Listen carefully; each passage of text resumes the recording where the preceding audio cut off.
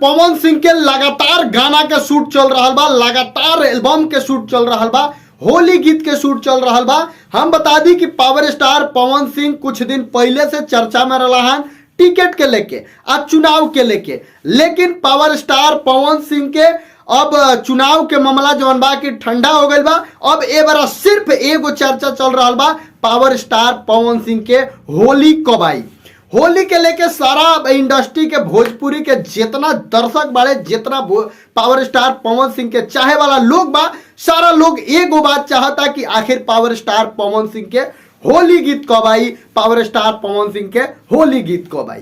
काहे कि खेसारी लाल यादव तमाम अश्लीलता के पार करते हुए फिर से रोमिंग में शरीर बा टूल याद बड़े खेसारी लाल यादव उनकर गाना देख के, उनकर गाना सुन के फिर से हमनी का नहीं लागत कि भोजपुरी इंडस्ट्री से अश्लीलता जाए वाला बा। लेकिन पावर स्टार पवन सिंह के रउआ सबके पता बा कि हर साल कुछ भक्तिमय भी होली आवेला, तो वो भक्तिमय होली के इंतजार हमनी के पावर स्टार पवन सिंह जी से करता निसन।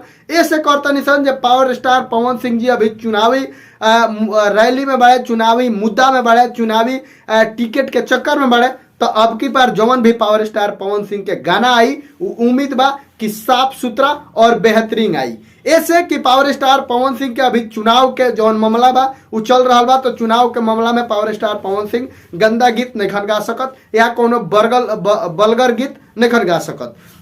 बाकी खेसारी लाल यादव पर कोनो रोक नहीं है। खेसारी लाल यादव पहले अश्लीलता फैलैले, ओकरा बाद बीच में अच्छा गाना दिले, जैसे कि तबला वाला गाना, चाहे बीच में और सारा भी गाना उनकर आयल बेहतरीन। ओकरा बाद फिर से खेसारी लाल यादव रोमिंग में शरीर बाद 3 महीना पर लड़का होता है एक और 2 बना के फिर से भोजपुरी इंडस्ट्री में जौन बा की गंदगी फैलावे के कोशिश कर रहा बड़े।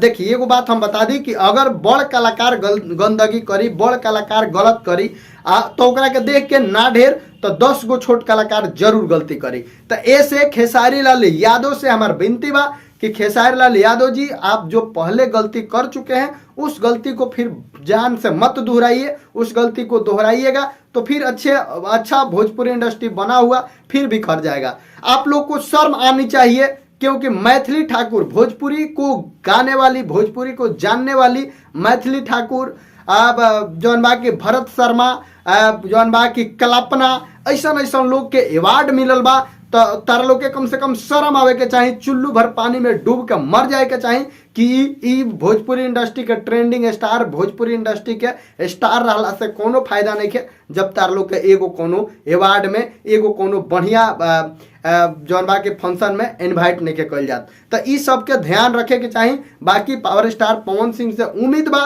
कि पावर स्टार पवन सिंह जी के अब की बार जौन होली आई वो कुछ अच्छा होली आई, कुछ अच्छा होली के उम्मीद पावर स्टार पवन सिंह जी से कर सकता नहीं सर। बाकी रउआ सब का सोचता नहीं पावर स्टार पवन सिंह जी के होली के बारे में। होली लगातार शूट हो रहा बा, फोटो इमेज भी वायरल हो रहा बा, जौन रउआ लोग के मिलल हुई देखे के पोस्टर पर। बाकी हम यह कहें कि वीडियो के खूब ज़्यादा शेयर करिए, चैनल पर नए हैं तो सब्सक्राइब कर लीजिए। बाकी मिलते हैं अगले वीडियो पर, तब तक के लिए नमस्कार।